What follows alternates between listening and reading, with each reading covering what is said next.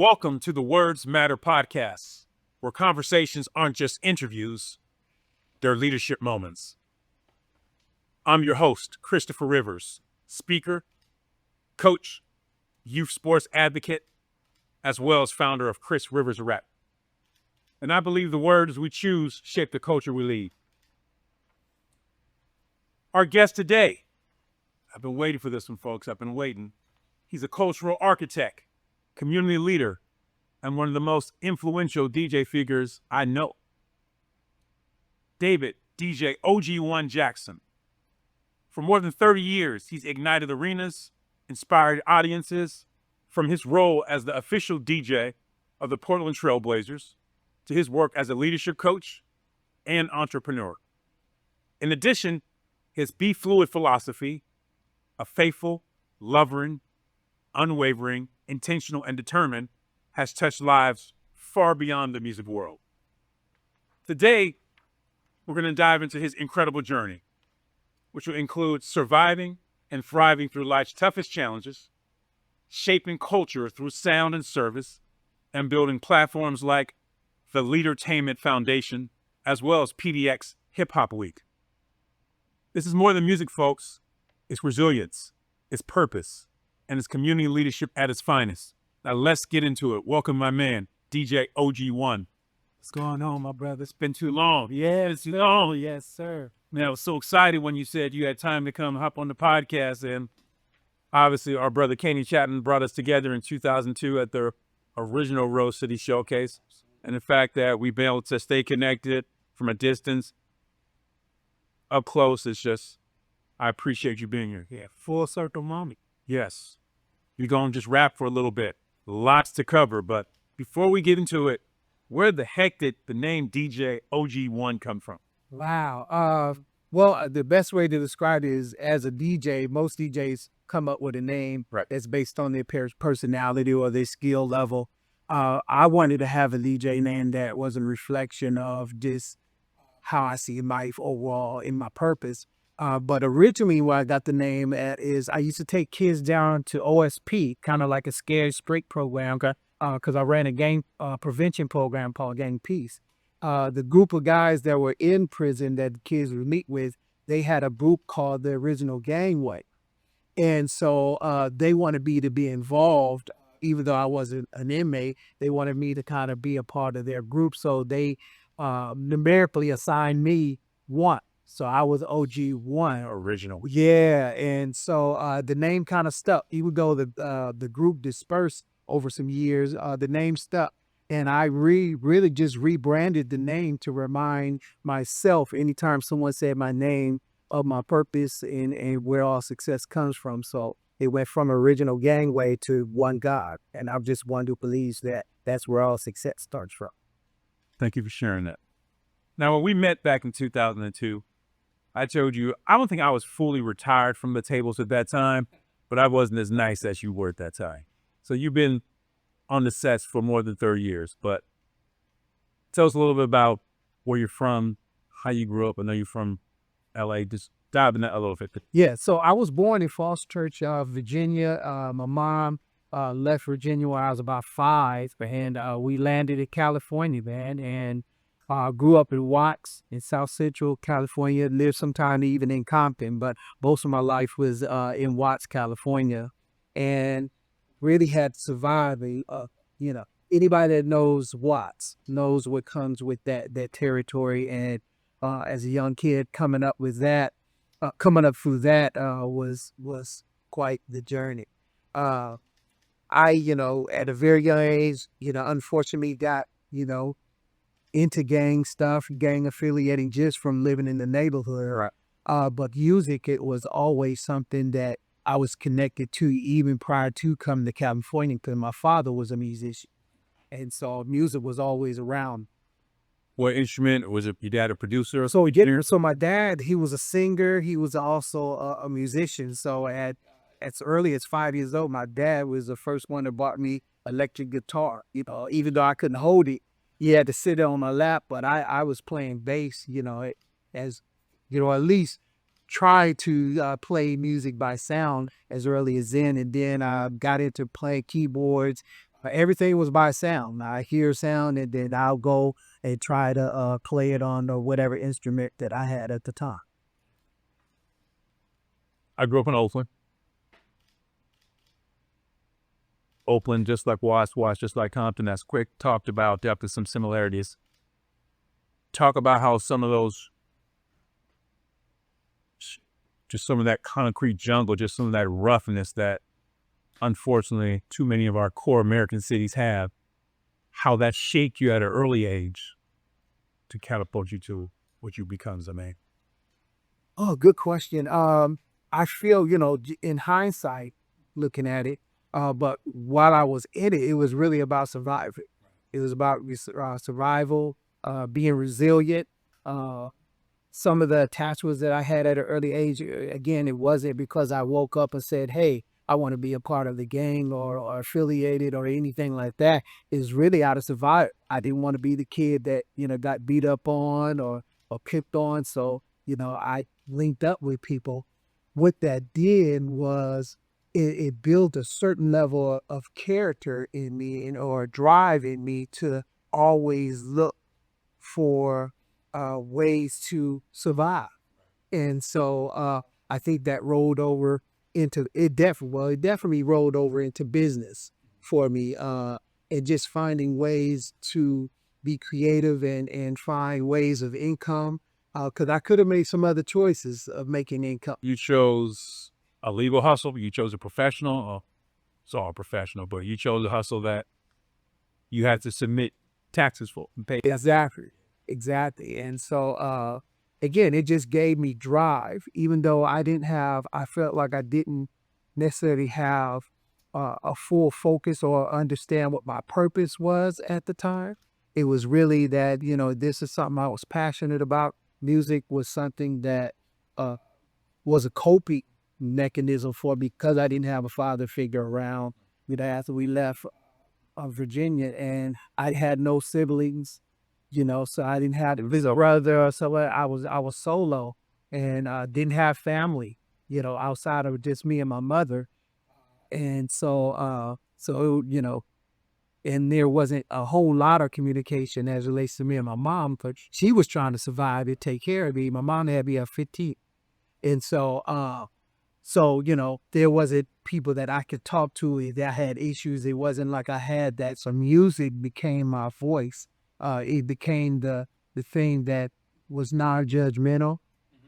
It allowed me to express emotions when I couldn't articulate, and so by the time I came to the understanding of, oh, this is something that I can make some money doing, it just made it that much more greater.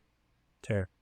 I'm not going to make this whole episode about music because I know we could go there and I'm already fanboying up right now, but I got to ask a couple questions. Yeah. When I bought my first DJ systems from a store called Music Unlimited in San Leandro, Shock G was working behind counter. And dude, as he came out here, Short was obviously doing what he's doing. I just graduated high school. This is summer of '86. World Class Wrecking Crew was out. Talk to me about when you first heard something. I remember when pick any song you want from your time that was impactful that you remember. I mean, of course, the Bay, E40, but give me something in your time. Well, I could tell you from a DJ. I mean, I can go way back as a little kid, but I could tell you from a DJ standpoint, my first vinyl record was LL Cool J's Radio. 12-inch? Oh, the 4 album. That was it, Kerr. That was it. And I was hooked. I'd heard, Sugar Hill, Rappers Delight and stuff like that. But when I got that piece of vinyl, LL, it was over. I knew that, like, this is what I was going to do. I didn't have turntables. There was a record player. It wasn't even like you played track one. Yep. Went all the way to the end. Yeah, you middle wind it back. I had a record player and 2 cassette players, dual cassette, and I would make mixes off of cassettes and one record. And people were always coming in and ask me to put party tapes together for them. That's how I started. I started doing it from 2 cassette players put together and one record player. So at that point, people started requesting you. Did you start charging them at that point? No, I didn't know that. I didn't know the charge. It was just, it's fun. People coming to me for they do music. It gave you a sense of purpose. It gave you a connection to people. Exactly. So I do everything from skating tapes to party tapes to workout tapes. Cause by that time, I was into sports and I was running track and playing basketball. You're gonna come back to that track. Yeah. And so I would work, I was coaching, young people in terms of exercise routines and stuff. So we would do it to music. So I would make these, long mixes so we could go nonstop. So that's how it started. When did you transition from just giving out the music to realizing, oh, people will pay for my ability to know how to do this? It wasn't until I came to Oregon. Okay. When I came to Oregon, What year was that? this was 88. But it was I came to Oregon in 88, but it was 92 specifically was the first time, because I, as I had mentioned earlier, that I ran a gay prevention program. So I would throw after school parties for all the kids that got good grades and then got good report cards from their parents. But I wasn't making money. I was just doing these after school parties. And then one of the kids in the program, their aunt was a local promoter and asked me would I come and DJ a concert. And I'd never done anything like that. And I said, sure. And I opened up for Run DMC and Naughty by Nature at the Rosen Theater. First time ever. First time ever. And hold on. You had never DJ'd a party, nonetheless you decided to just debut in front of couples of thousand people with running, stretching, then rock. Yeah. Scared to death. I was scared to death. So I mean, Jam Master Jay. You owe me enough for Jam Master Jay. And after that, I got paid for the first time there. And from there, it was like, oh. So I had both purpose and financial opportunity. The purpose was, in serving the kids, and I used music. I leveraged that to help kids. But now I had a platform where I can, help take care of my family. So yeah, that was it. And now you at the Trailblazer Games in the midst. All right, thank you for sharing that. You referenced when we talked earlier about you've been through extraordinary challenges. Talk about just in Watts, the LA gang culture. I know there's been some homelessness. Unfortunately, lost 2 of your children. Or phrases. Where did you draw your strength? And you can break down into different segments of your life. I mean, whether it was in LA, whether those times you didn't have a home, the unfortunate loss of your children. I mean, where did you keep this optimism and hope where most people would have tanked? Most people do tank. What kept you on? Yeah, well, I think when I was younger as a kid, I think I was just being carried. I felt like I was being carried. I knew I didn't want to be what was being predicted for young Black men, because I was told that I wouldn't make the age of 21 in Watts. That was, you'll be in prison or you'll be dead before you're 21. And so I think that was, as a young kid, that was a drive. As I got a little older, it started building more of a relationship, I feel, with God, and starting to just start looking at this word called purpose. Then it started transitioning, and by the time I was 17, I had my first kid. I had my first son, and so that put me in a position of I had to think outside of me. Like I had someone I was directly responsible for. So the birth of your first child, you attribute to transitioning, maybe not fully, from survival to more of a purposeful mode. Yeah, even though I felt like I was still in survival, because because of what the environment was dictating living in Watts, I was in survival. But for the first time, I was having to solely think of somebody outside of just me surviving. So now it was like, what was I going to do to make sure not only I survived, but this wonderful human being that just came into the earth, that it wasn't their choice. So how am I going to, position myself for them to be able to have it easier than I had when I grew up?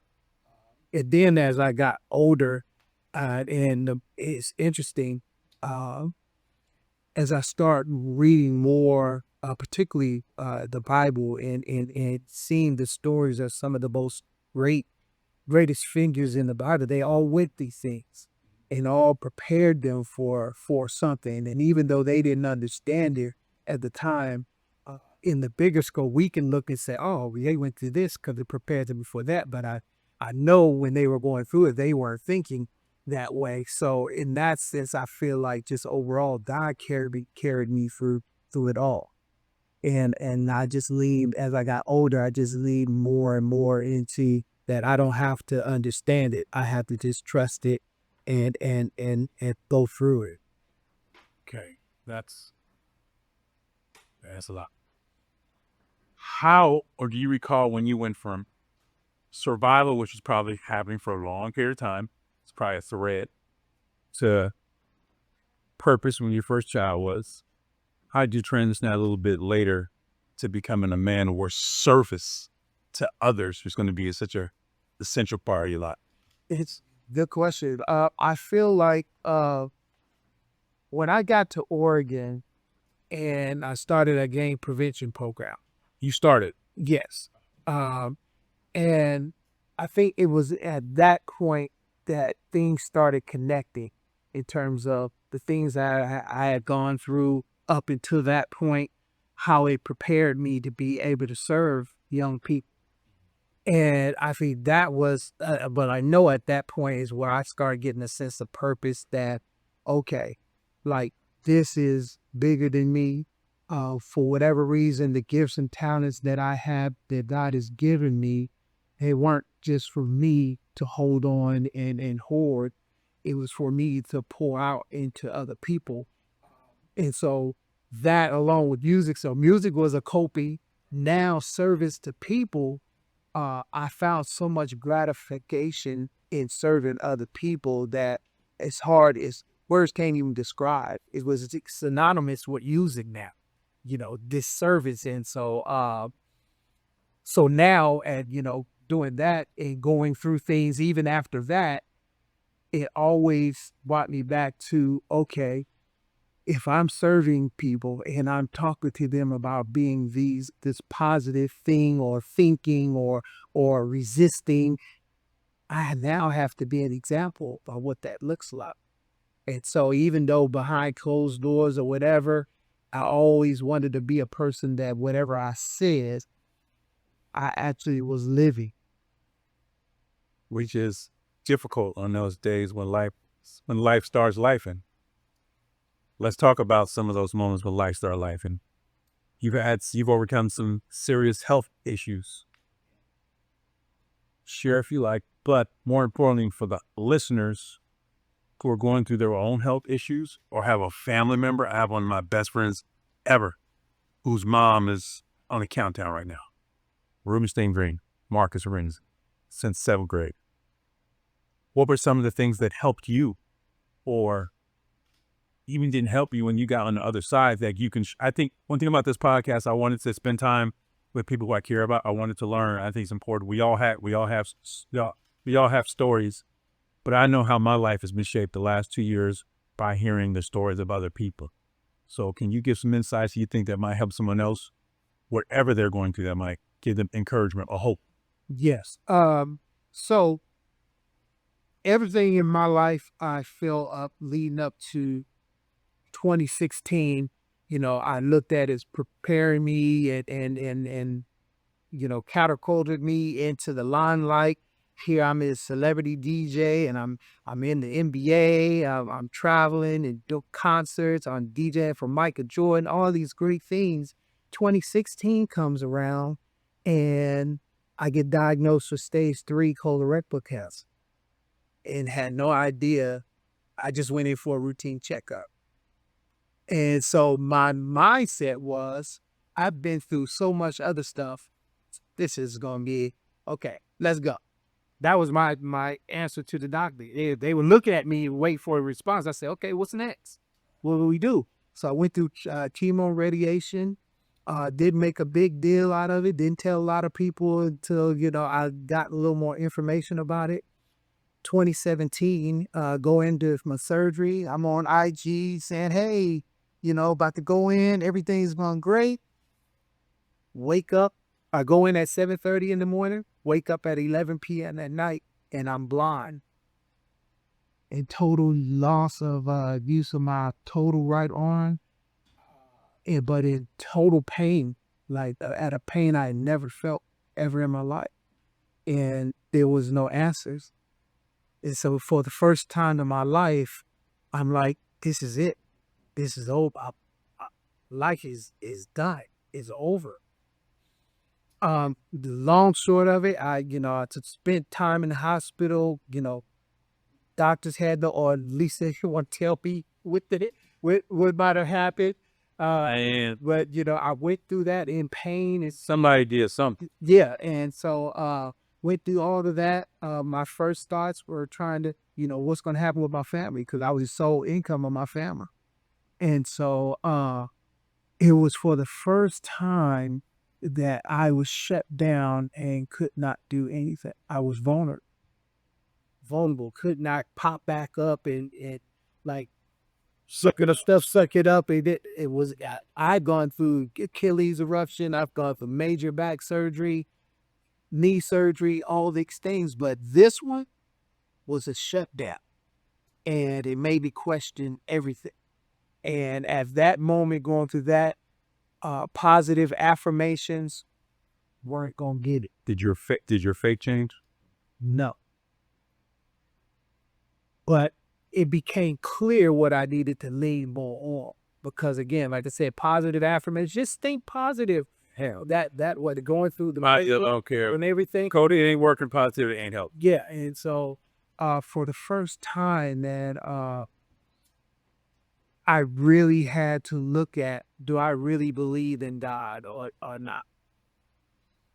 Do I really? Because, when you ain't going through, you can go through certain things and you're like, yeah, God got me, but it's really you getting through it. It's really you pushing things. But this was the first time in my life where I could not get through it without God. And it became clear that, hey, I need you to pay attention more. You're doing a lot of great things. So it ain't like, I was doing anything negative, because first thing we tend to think about is we're being punished. Right. Yep. What did I do wrong? And I had all the questions. Am I doing positive? I'm helping people. I'm changing people's lives. And it became clear. He was saying, yeah, you doing all that stuff without me. And the purpose became super clear, that it wasn't about a career for me. It wasn't about being a celebrity. It was about maximizing the gifts that I have, that he's given me, to serve the way that he wants me to serve. Before I ask the next question, you were special needs. I just got, as much as you know each other, I'm learning things on the fly, and as much as I got questions, I just want to let you know that. Thank you for the openness that you're telling your story, not about me, but someone's going to hear this story who knows you, who's seen you, who's been to a game, who's play my song, whatever they do at the game that you're not listening, but you were going to give courage to someone who needs it. So thank you very, very much. How long was this recovery process you're on? And so your face being tested, you're physically in pain, your vision's chat. How long? So I was totally blind for at least about a month. And then I started gaining some vision in my right eye. And as you know, we forgot, I never wore glasses. I didn't have glasses. So my glasses helped me to see good. Like most people don't know, I can't see out of my left eye. I only can see out of my right eye. But that went on for a few months. I remember calling, have my wife call the organization and tell them, hey, I could get another DJ because I thought it was dumb. I get another DJ. They said, absolutely not. When you ready to come back, we got you.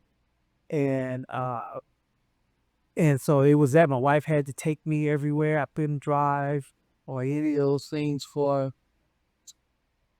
almost a year while going through multiple other surgeries. Within 2 years, I went through like 13 surgeries for just trying to correct things that had happened during the course of all of that. And yeah, and I'm here. But yeah, but during that time, and I started by me going through what I was going through. I started having people come out and hit my wife, or start sending messages that their husbands were going through or their wives were going through, and watching me go through that, it helped encourage them that they can get through it. So again, that purpose of knowing that you're being used for something that's bigger than you. That's my mind set shifted then, and the whole different perspective that I was being used. I wasn't being punished or anything like that. But I've always prayed for God to use me, and be careful what you ask for, because He uses you. It might not be in the way that you was thinking He was going to use you, and He's definitely has used me to be able to tell my testimony for His purpose, and I gladly tell it.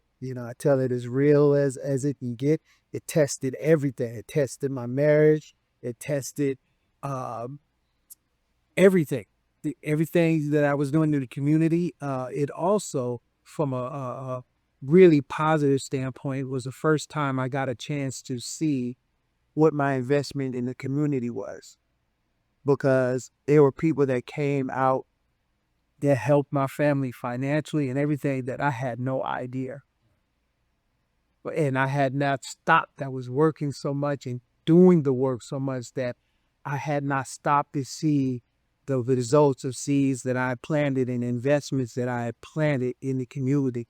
But I got a chance to see it. It's an amazing feeling when people rally for you, and we don't necessarily pour into others to get what we get back, but when they're able to come and support, I've been there. My wife had a heart attack March 8th, 2019. Never forget the day. This is Joe Hospital emergency room. But that week after, when she was in recovery, I can cook for myself, but everybody else would be like, that's what we eating. So all I have to say is the amount of people that came out and brought meals. Even my man Brian Rector, he's here in the audience right now. His mom, his family contributed. So that was on a much smaller level than what you want, but I know what that feels like. And I can't imagine for you, who had just spent so much time, it was your call and it was your duty, this conviction of service to others is just what you were doing, and then have to be in a position where you have to be grateful for other people pouring back in you. Yeah, and allowing it. Yeah. Because for me, I've never been one to ask anybody for anything. I just poured into it. And so someone says something to me and they say, hey, you got that because you always giving back. And I said, no, I've never given back. I've never given back to the community of Portland because I've never taken it. And I said, it was a difference. We got to give. I said, I've never given back to the city of Portland or the community of Portland because I've never taken it from the Steve. I said, instead, I've invested, I've poured into. So my investment, I got a return on some of my investment in the community. This is a heck of a way of shape, man. Yeah. Let's talk about more of those investments. I see it here boldly. Yes. We talked about, tell me about moving different, winning different. Tell me about the F.L.U.I.D, how you conceived it, obviously it stands for, or some of the initiatives. Just give me the whole rundown. Let us know what F.L.U.I.D is about. Yeah. So, as I've gotten older in terms of my profession and DJ wise and the stuff that I've done in community, one of the biggest challenges I've always had is there was always a separation in my mind, and I think a lot of people brand wise, the O.G.One, the community person, and O.G.One, the brand as a celebrity. And for me, I felt like they're all one and the same, but I didn't know quite how to merge that. Okay. But that's what my one of my coaches, my coach helped me with just brainstorming how do I merge these things together. And that's where the company Leadertainment came in. Leadertainment. So merging leadership and entertainment together and leveraging my brand as an entertainer and in the industry with the leadership development and community stuff that I do, where it's cool. It's a cool thing. It's not, okay, community thing over here. And it's like, no, it's who I am. And so with that, I just started brainstorming, okay, well, I need to continue the coolness within leadership development. So I need to come up with some brand slogans of things that are uh, totally who I am. They're cool. And again, when people hear it, it identifies who I am on all levels. And so just like DJ Khaled has, we the best, O.G.One's is move different, win different, be fluid. And fluid is an acronym for faithful, loving, unwavering, intentional, determined.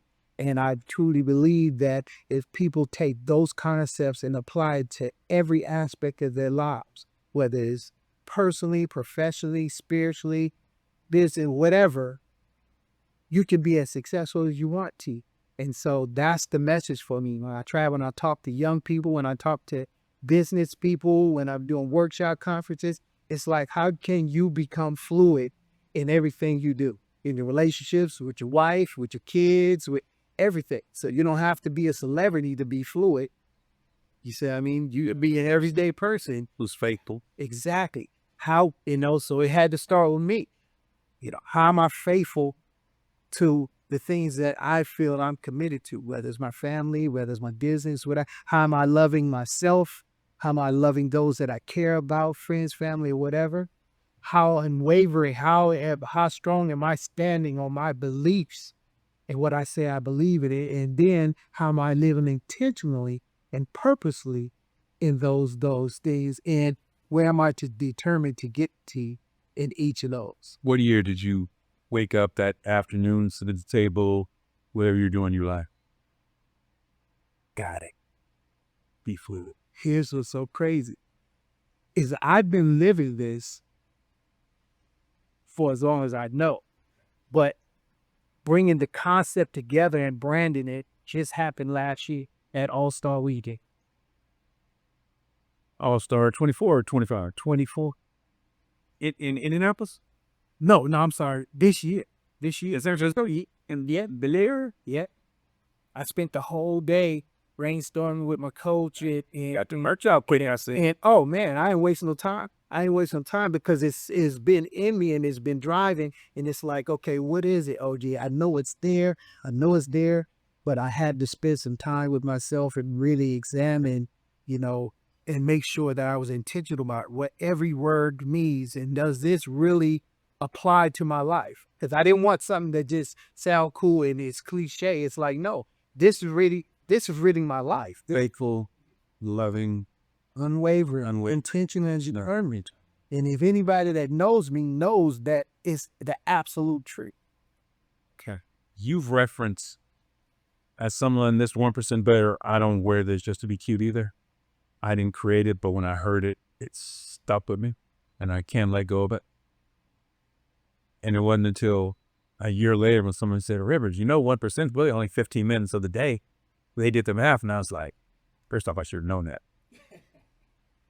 Secondly, if I can't commit 15 minutes to something that's important to me, 15 minutes every day times 365, you can make significant growth and strides. But what you've referenced 2 or 3 times, having your leadership coach. What can you share about that? Because I have a couple coaches now. I do some small coaching, but what I want young people to hear, what I want professionals to hear, regardless where you are in your life journey, that everyone who's great is typically being mentored and challenged by someone else. You share about how you came to your coach? Yeah, so my coach, Eldridge Broussard the third, he's younger than me. I've known him since he was a baby, literally. And and I've watched him grow into the man that he is, a motivational speaker. He travels all over the world, just got back from London doing some stuff. And he's like a brother to me as well. But more importantly, he's someone that has always seen certain things about me, but uh it took some time. I've always said, hey bro, like I need you to see my blind spots. And he refused for a long time until he got, dialed into what he was doing. And then once we reconnected on that level, then he's been a person that challenges my thought process. Because again, one of the issues in being in a position like me, a lot of people feel like they can't say something to me. I don't know. I've always been an open, like a person that absorbs information and knowledge, but for some reason, in people's minds, celebrity means that nobody can tell you something or you can't grow. And I'm the total opposite. Everything that I've been successful in has come from getting information from other people, asking the questions, not being afraid to ask the questions, no matter that I might be making more money than that person. But so what? If they got knowledge and information that I could use, I'm going to ask it. And so with him, he's someone that I can bounce ideas and thoughts, and he's going to tell me the absolute truth. And so, like I said, he helped me brainstorm to come up with the whole leadertainment, merge that. And once I got it, then it's been like, let's go. Let's go. Every morning you wake up excited to get to that to-do list. Yeah. And then he continues to challenge me. And so, I always I call it coaching, which is a little different than saying mentoring, because he's bringing everything out of me that was already in there. And so, it's good to have somebody like that can roll me. So I'll take him to the Grammys with me, and we'll be in the middle of some stuff. And he was like, yeah, well, what about this? And how does this apply to leadertainment? I'll be like, man, I didn't even see that. Yeah. So happy Help you for that. those blind spots. Well, thank you for sharing that about Eldridge Broussard III. A couple of the other influences we talked about earlier was Pastor Eric Green, and Larry Miller. You share a little bit. Larry Miller back. Yeah. So Larry Miller, we dialed in when I went to DJ the event out at Nike for Brand Jordan way back in 2000. Let me encourage you. First off, Larry Miller, one of the coolest. Yeah. Mr. Kid, Google who Larry Miller is. I'm not even putting it out there. Yeah. Larry Miller. Yeah. So he was the president of Brand Jordan at the time. And me and him, you know how you connect with just people that you just meet and just feel like, oh, I've always known this person. And he was like that. And he's always looked out for me. I contribute a lot of my success in terms of career-wise is because he has been someone that has been in positions to be able to say yes and has trusted me to, follow through and be professional and represent his recommendation for years. And that's rare to get somebody that will open the doors for you and not try to micromanage or control you. And so I applaud him for that. He's someone that I can bounce, information off of and feel like, hey, I was thinking about this or getting this contract or whatever. And he's someone that I can get solid information from. My pastor, for obvious reasons, being someone that helps keep me spiritually grounded. For many years, I've always believed in God, but I feel like when we have someone that one of the hard things for me has been walking into faith establishments and people seeing me for who I am versus what my brand is. And so, I've gone into places and people, oh, that's O.G.One, so let's save O.G.One and let O.G.One be a brand in our church. And he was someone that when I was going through my cancer situation, that I connected to because he saw me for who I was. He didn't care that I was O.G.One. You know, he cared about the man and wanted to make sure that the man was solid. And so I built a really close bond with him. He's older, and so again, having an elder person, I encourage people all the time. I think you should always get information from people that have lived life. Most definitely. Also from people that are on the same level and have walking on the same level as you, and you get perspective from young people to stay relevant, to know what's relevant in the world right now. I think all three are very important. So I keep my ears open to all levels, and just because I've gotten a certain level of success doesn't mean that somebody can't teach me something else. Speaking of this level of success, I know you, I don't see you enough, but we're connected. Every time we reconnect, it's real, it's genuine. It's like, So when you keep saying this word celebrity, I'm like, that's just O.G.One. Yeah, he's nicer than me on the turntable. He is, yeah. Well, true. It's hard to say it, but I speak truth on this podcast. But tell me how you balance being a celebrity DJ and still being this role model in the community. Or is it a balance? Is it just you walking who you are? So what I might think it is to who you actually are. Tell me. So Are you alive? here's the thing. I am who I am. Right. I am who I am, and I've had to actually, it's the opposite. It's been the opposite for me. One of the things my coach gets on me about all the time is because I'm so nonchalant. Shout out. I've been so, nonchalant about, hey, I show up, do what I do. I let the people talk and all that stuff. I've had, in some ways, I've downplayed my celebrity so much that people don't know what I'm going through and the value that I bring into spaces. So I've had to get better at saying, no, I'm that guy. I'm that guy. And it has not, and people that know me know it's not out of arrogance or even pride, but I think it's a disrespect. For me, I didn't know it, but it was a disrespect to who I say I believe in. God gave you these gifts and talents. And so why am I downplaying the gifts and talents he's giving? No, I'm walking in it. Now, what I use it for is the cheat. And I've had to be clear that, oh, no, I need to make it's a big deal. O.G.One is a big deal. But David Jackson gets to talk through O.G.One. Saying, it's both the same. It's both the same. It one and the same. I had to connect them both because I had for a while had them separated. O.G.One, the role, David Jackson, the man, the person, the family guy, and the role model, and then O.G.One, the celebrity brand. No, there would be no O.G.One if it wasn't for David. Because you're trying to walk consistently in your life, regardless what arena, what hat, what space you're in, whether it's dad, business person, DJ O.G.One, no matter what it is. But the values of both brands are the same. They connected. Yeah. They're all fluid. And you're faithful, they're loving. Yeah. Unintentional. Unwavering. Unwavering thing, yeah. Intentional. Eternal. Determined, yeah. So I had to get more comfortable in that, because, there's a narrative that is out there. If you say things like, hey, yes, I'm great at what I do. And I told you, I'm great at what I do. But I ain't the only one that's great at what they do. I think everyone should feel that about themselves.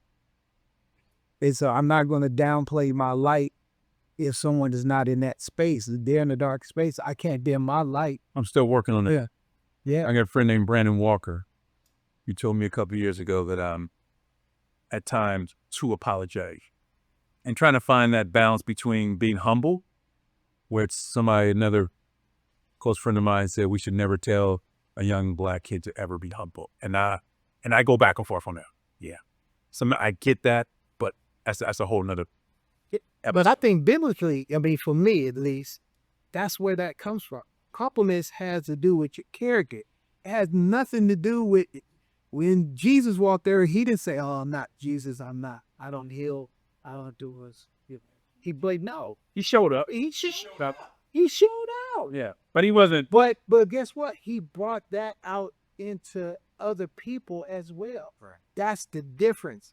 People that use most of the time when people say, stay humble, they're really saying that they're really telling on themselves. Sometimes they want you just to stay in your ass. Nah, don't shine more than me. Exactly. But the truest sense of it really has to do with your character and not, you acknowledging that you are in a position of influence and you've been blessed a certain way. Because most that are in those type of positions that are secure, they want everybody around them to feel the same way. They're going to push towards that. And again, I've had to get better at that. Because people a lot of times they say, "Hey, you're humble," and I'm like, "Okay, thank you." But I think, I had a misinterpretation of what that meant because I'm just who I am. But I've had to be more purposeful because you think, how many people are telling negative people to be humble? We see a whole lot of negativity going on that's being marketed and promoted to our young people. We'll tell the people that's positive and do a positive, stay humble. I think that's BS. The more ratchet, the more embrace me. Yeah, I had to just tell a young man recently that. I was like, hey, man, like you have influence over young people in a positive way, but you're downplaying it because you're more concerned about what people say. But no one's talking about the gang member or somebody else is on social media pumping up all the negative stuff or showing all the fights that's going on in our neighborhoods. And nobody said, hey, well, just be humble about those fights. No, those things are going viral. So if we don't show like Twitter, we don't show our young people that, hey, being positive and being upright and having strong character is the cool and positive thing, and we're going to brand that, then what are our kids going to think? All right. I did not plan on going here. Let's go. But I got to go honestly because I think about it. I'm seasoned on 57. I remember when Sugar Hill came out and when that changed my life. I remember when Count Cool was rocking at Super Ron. I used to be downstairs. K-Day was a station in San Francisco. We could only get in on Sundays from 2 to 6. Mm-hmm. So Run came, Houdini came, Grandma's, all that. Then 87, 88, when Trey, Easy, those guys really started. Now it's just rocking and then public. So all I'm getting at is, where I'm at in my life right now, I get disturbed when I hear people say, this is the music of the culture. And first off, we can all identify what culture differently. My culture doesn't have to be your culture, doesn't have to be their culture. I'm not saying my culture is right. But as a adult who's looking at our community from 35,000, 25,000 feet, I look at the life I've led, how fortunate I've been able to become, and the messages that people are reiterating as cool and hip and productive and it's effed up. Now, someone would say, well, when I was listening to some of the stuff, Cube and Snoop, I'm like, I listened to that? It ain't no fun? Is that really what I want my granddaughter listening to? Right. So I'm real torn right now. So where are you from? Not the spiritual side, but just a man of, I want you to have the art. I want you to have the freedom of speech. I'm not trying to curtail it. I just believe that we need to have other voices besides just word. I love what the influence of female rappers are doing. Glow. Yeah, Glow. I mean, I love that they're artistic, but I'm torn. And I can imagine how some of the people 15 years older than me, when I was spinning, were going, that's what you're playing? Am I making any sense of, Absolutely. I'm conflicted. Absolutely. And here's the thing. I'm not conflicted. I'm not conflicted because I understand that, particularly in hip hop music, but now it's R&B, it's Music. It's in music, period. Country. Music particularly has always been a reflection of what is happening in our society. So our society haven't gotten better in 40 years. So think. Worse. Back in the 60s, they had music about love. They had the music that was driven by Say people in all your brothers. Look what was happening in society. Look at the values that were being perpetuated, the cool that was happening in culture back then. So as you move along and you start seeing, years go, generation go by, it's still a reflection of what's happening in our society. So when we talk, a lot of times, when I go in DJ places and people say, oh man, you'll play that, this music or that music. I said, well, if you want the music to change with the value system in the culture, because then they'll follow what the cool thing is. So we haven't made being upright and having strong character and all those things the cool thing. We haven't made that as a society. So why would we expect our kids to do that? And especially now they get paid to do it. Think about how many positive kids that we know that are graduated from college. They've lived in some of the same neighborhoods, but resisted all the temptation of following certain trends. We don't elevate it. We don't celebrate it. We don't celebrate it. That's not a to the magnitude. No, not that. Exactly. So if I'm a kid and immature, I'm going to say this or that. I'm going at that. They're going to say, I hear what you're saying, but the viral moments I'm even here. They got the girls, they got the cars, they got the chains, they got the J's, they got the admiration, they got everything I'm not getting in my home. So they're getting all that. So is one of the things with, again, leadertainment is creating atmospheres that are entertaining and fun and draws them in to be able to tell them, hey, now I need you just to reevaluate. I want to come to one of your next leadertainment sessions where I can form, because I know there needs to be a balance. I'm not trying to preachy's not a bad word, but we make preachy sounds. I want to help the generation see that there can be a balance. There can be a balance. There just can't be one voice. Yeah, and it's on anything. There just can't be one voice. Yeah, and there's confusion because one of the things that I talk to groups, particularly artists, about part of with hip hop music, particularly, we haven't set the boundaries and the rules of hip hop music in terms of we haven't decided if it's entertainment or is it real life. And here's why I say that. If Denzel goes and performs training in a movie, we know that Denzel walking off set and saying, here's Denzel the man, here's Denzel the actor performing a character. So we walk out of the theater and say, okay, we're not taking it to heart, saying this is who he is. Right. In hip hop music, the narrative is that what I speak is the truth. And so if you tell me you're speaking the truth and you say I'm killing people, should my expectation hold you to that? Should I hold you accountable to that?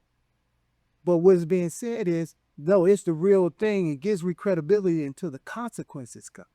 See, I'm okay with someone expressing whatever they feel. And if you say it's real, then to me, I think, okay, as long as you're okay with taking the consequences for it, I'm okay. The problem comes is no one wants to be accountable for it. And when consequence comes, then it's just freedom of speech and it's entertainment. And I'm like, nah, you can't have the entertainment when the consequences come and then take the credit for being the realest in the game. No, you can't. So because that area is so gray, you can't hold it accountable. You can't hold hip hop music accountable one way or the other because there's so much confusion in it. From a DJ standpoint, for me, it's always been entertainment. It's about I'm going to the party saying, hey, I'm going to build some character in this situation. And you have a different platform. It's a different platform for that. It's entertainment. I'm walking, giving people an experience where they can feel good and leave their situation. Music. And music does that. Because I can equally say I've seen some people get into it off a love song. No, you have. Yes, I have. I've seen people change some furniture around behind love music. Who was you playing? Keisha Cole? You was playing some love music. But do you know what made them made them react to that? Where their mindset was. Hey, this love song is coming. And I see my girl over in the corner with another dude there. And it just triggers. You see what I mean? That can happen with any music. And that's why I tell people, no, it ain't hip hop music. I said, that just triggers what's inside of people. So if we change what's inside of people, I don't have to worry about the music.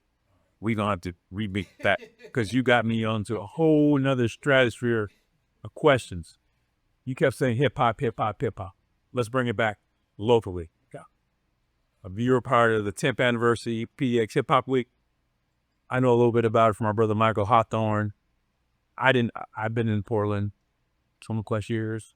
I didn't know it was as prevalent as it was. Give me some context and not only how it started, your involvement, what they hope to achieve from. Yes. Back in 2013, there was a movement or a perception that the city of Portland was shutting down all the clubs and venues that had Black and brown people in. But the strip club was all staying open. You're absolutely. And so, Miriam out to my voice, Star Child. We doing parties and everything, back then. And so we said, instead of complaining about it, we're going to go ask the question. So we went down to City Hall and said, hey, what is happening here? Police are showing up, fire marshals showing up. What's the real deal? So we spent 2 years meeting with police, meeting with the mayor, meeting with, all the entities that were impacting the hip hop community. And we found out that there was a lot of things happening on islands and no one was communicating with each other. There were assumptions made from the hip hop community, from the police, fire marshal, all these things. And so we was like, okay, well, we need to start having communication more with each other and hold each other accountable and kind of show that, we all want the same thing. We want our city to be safe. We want good business to happen. And so the mayor basically said, well, how do we show that we want to do this? We want to build this relationship. And he said, well, let's make a hip hop day. Let's do hip hop day. And so in 2015, the mayor established Hip Hop Day, and me and Star helped, put everything together and get that established in 2015. And then obviously the next year I got diagnosed with diabetes. Went through what was going through my thing, so he kind of took the lead at the time while I was recovering. But in 2018, Star Child lost his life to cancer, and from there I decided, well, this has to elevate. This has to elevate. Everything was going great. We were doing these things, but what happens if something happens to someone that's in leadership and this thing dies? And so I went back to the mayor and said, we need a week of celebration, and I need to give the hip hop community control and say, hey, I need you guys. It doesn't need to depend on me and Star Child or one person. It needs to be on everybody. So just like you celebrate 4th of July every year, and we all can celebrate it the entire week, but with the premise that it's about bringing people together. It's about honoring each other while we're here. So part of the sanction and requirements every year for people submitting events is that you have to honor someone every year. We have to have some form of giving and pouring into a nonprofit that supports the culture. It has to be safe. It has to be inclusive, and branded it like that to change that narrative that we talked about within hip hop that is so self-centered. They say, no, this is about building community. And so I've been carrying it, man, for the last 10 years. And it's been amazing. So to be here at 10 years, I don't know where to go after this year. First off, thank you. And I knew very little about it, but knowing, I can imagine how many just places for people to celebrate and socialize that you've created them, and what insights people are guided from it. And not just about the music, it's about fellowship. Hip hop is so much bigger. And obviously, I would like to think of mine as it's not just what's a graffiti, breakdancing music, obviously evolved. Kids got cameras now, kids creating content, kids are, doing so many other things. So hip hop is so much wider than the hip hop I grew up on. Mm-hmm. Thank you for that context. Share a little bit about Rolling into Influence Part 2. Oh, I don't know anything about it. Yes. Well, that's my coach. That's my coach again. Down the whole leadership development lane and leadertainment and taking experiences that are fun to people and merging growth in it.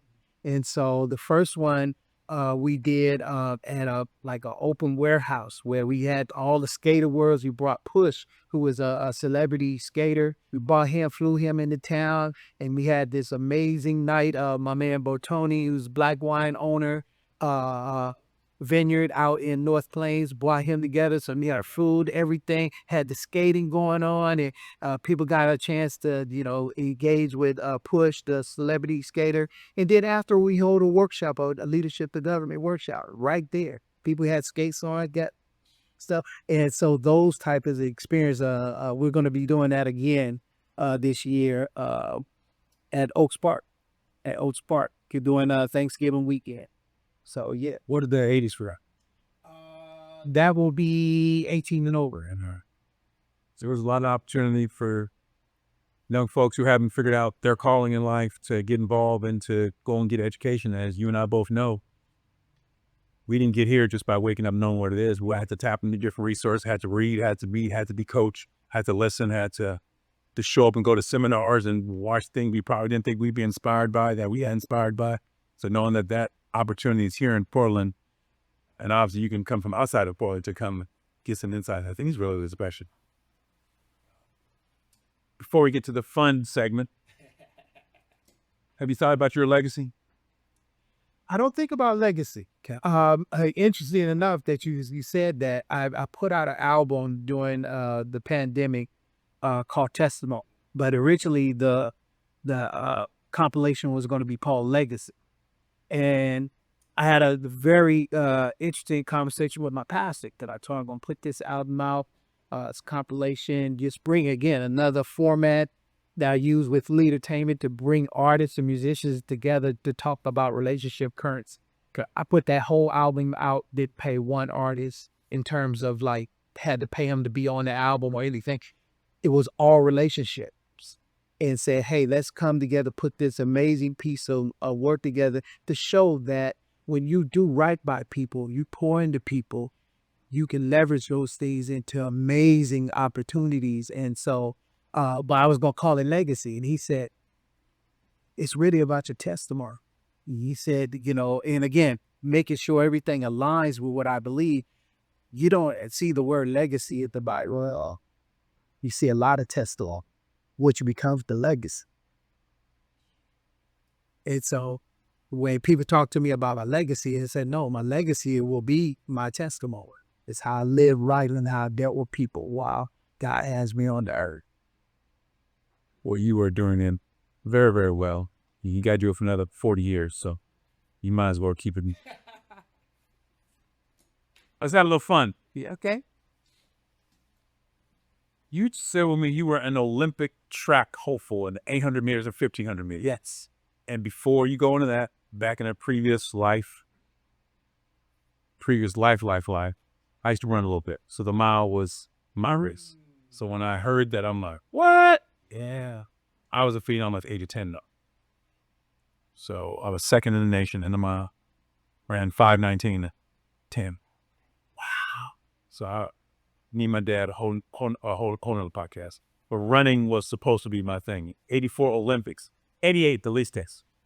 I was there. So when I read that about you, track is something I still get emotional. Took my family to Eugene last year to the Olympic trials. My man B-Rec was just at the championships at Eugene last week hanging out. So track is something that's how I cut my teeth. That's where I learned my competitiveness. That's where my dad and I spent our most time together. That's where he taught me how to be a leader. That was something, kids wasn't trying to be out running around circles. They were trying to skateboard, they were trying to ride bikes. I had bikes, I had no skateboards. Well, tell me about your track and field journey. When you said 800, 1,500. Yeah. I ran in Eugene when I was 13. I ran the 1,500. Drove up in the van. My buddy Maurice Lewis, his dad, small track club. So I ran on that track before they redone. So tell me about your track experience. So interesting enough, track kind of fell on, was like an alternative for me because I really was a swimmer in LA, and I used to swim, and What's your butterfly. I've never lost a race. Goal in the city in terms of because I used to swim in the park leads. Never lost the race. Hasn't Watts? Yeah. And No. Yeah, swimming in Watts. back in the late 80s. Yeah, early 80s. Yeah, and so, but when, I got involved in stuff in the streets and I got pulled away from that, there was no pool in the facility where I was going to school at. So I got into trap and I started running trap. And was good at, Apparently. yeah, I wasn't good at sprinting, but I was good at doing endurance. And so, Cardiovascular. yeah, and so I got serious and I was like, I really want to do this. And I trained. I got up to, I'm running 100 miles a week, plus playing hoops and weight training. Actually, in the summers, I would work at the summer program at Loyola Marymount. That's where I first got introduced to the NBA and players. And I actually met Terry Quarter, Jerome Kersey there. I saw TP's son Malcolm last night. Yeah. And so, and so I trained, and I ran my first meet against a world record holder, David Mack at the time, and they lit me up, my first track beat, but it gave me perspective, went to go train some more to get ready, and end up, unfortunately, getting a really bad hernia. And so I missed the trials and all that stuff. And 88? Or not? No, 84. Oh, you was, huh? 84, yeah. And I was 17, yeah. 17, yeah. 17. And Carl did his thing. yeah, Yeah, that was Carl's moment. yeah. So it was a big deal. So I was totally disappointed at all that training that I did. And after that, it was just like, nah, I'm just, I still was running, and running in meets, but it was more 5-10K races and stuff like that. And then I started getting more heavier into the music side of it. Do you still follow track now when you can? Absolutely. Who inspires you, Lee?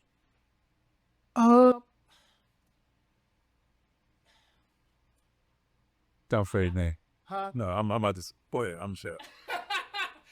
I like watching the sprints, man. I've always liked watching the sprints. There's so much theater.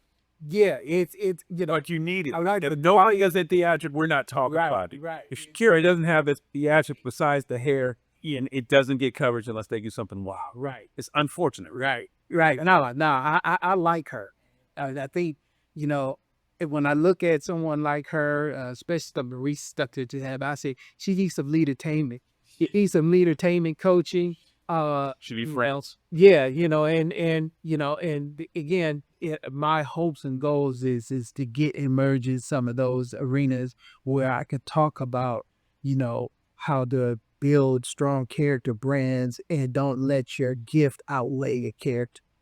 And unfortunately, a lot, whether it's in track, basketball, or whatever, the industry is that people focus so much on people's gifts that they don't see that a lot of them are just operating in their gifts, and they don't, they fall into these situations because no one was there to really show them how to level out their character brand along with the growth in their gift. And so if you don't do that, your character will come and disrupt your gift. It's powerful. Well, yeah. I'm thinking about you when I'm watching these track meets that'll come up. World Championships. My stepmom's actually going to Tokyo, September 6th, so she's going to go for 14 days.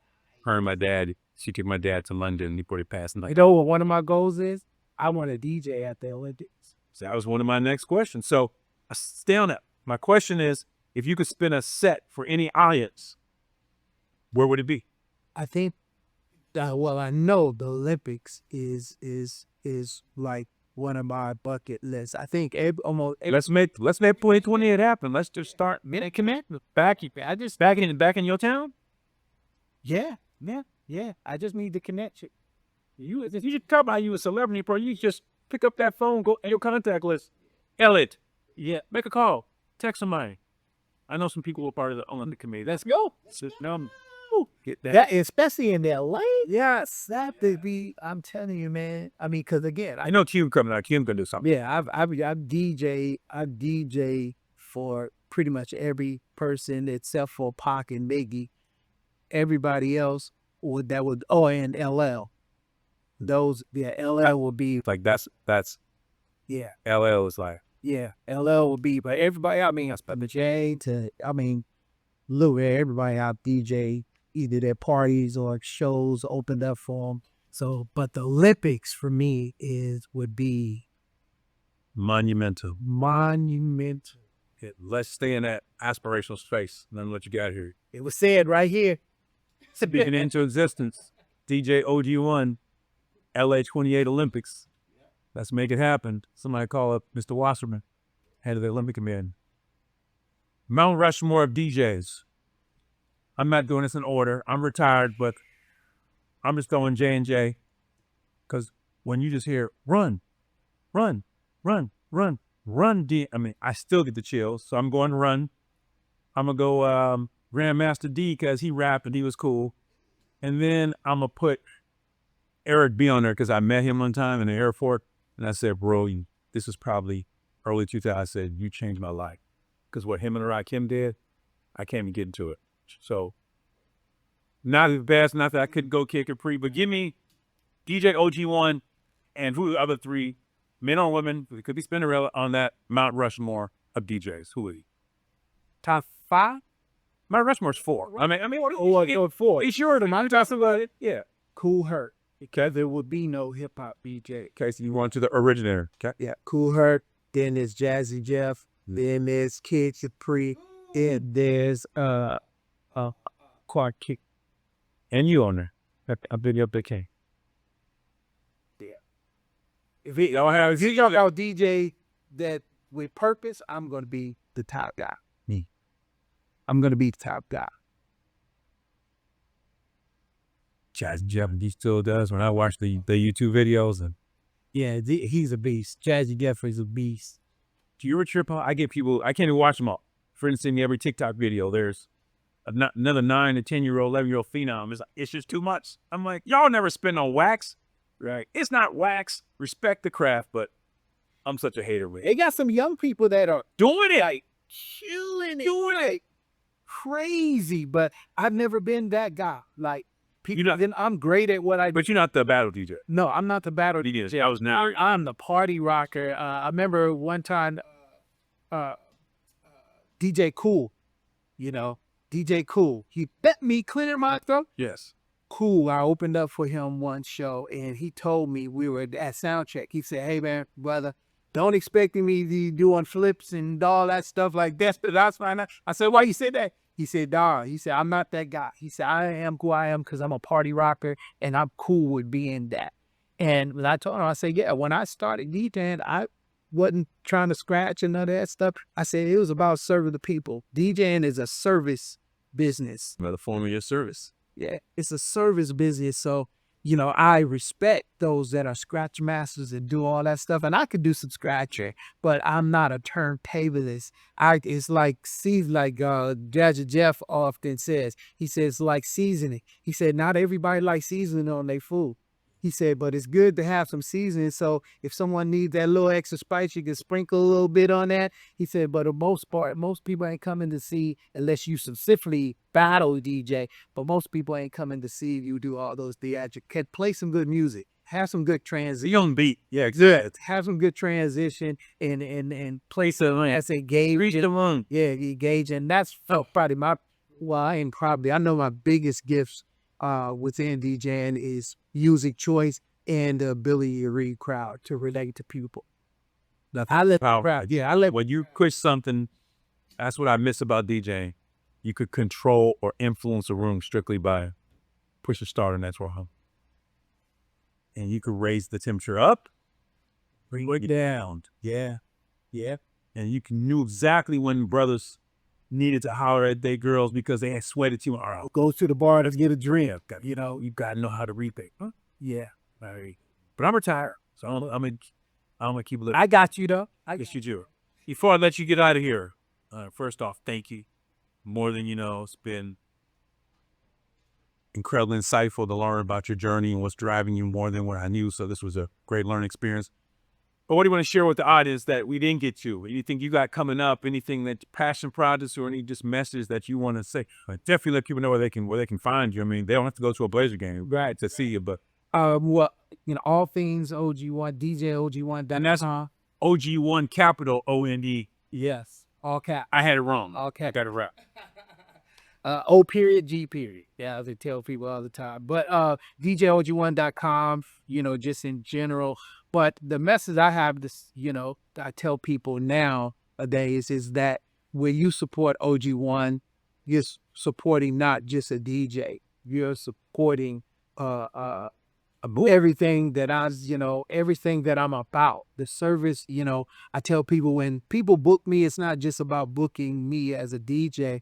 You book everything that comes with me, the value that comes with me, the purpose driven, the things I do out in the community, and beyond.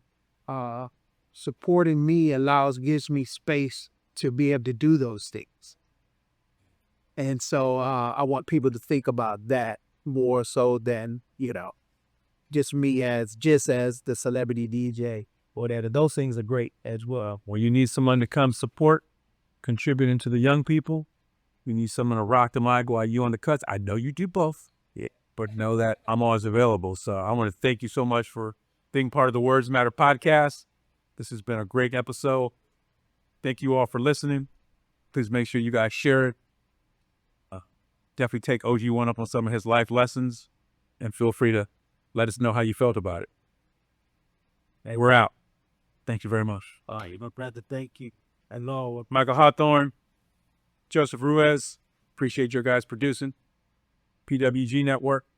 I want to thank the folks at the Alberta Street Pub for having us once again. And when we did episode 1, we just had Dame as respect, but now Dame's back on the blade, so you'll get to will you spin some of Dame's music? I do anyway. Okay. Yeah, I do it just in general. Even when I love Dame. Dame's flow is underrated.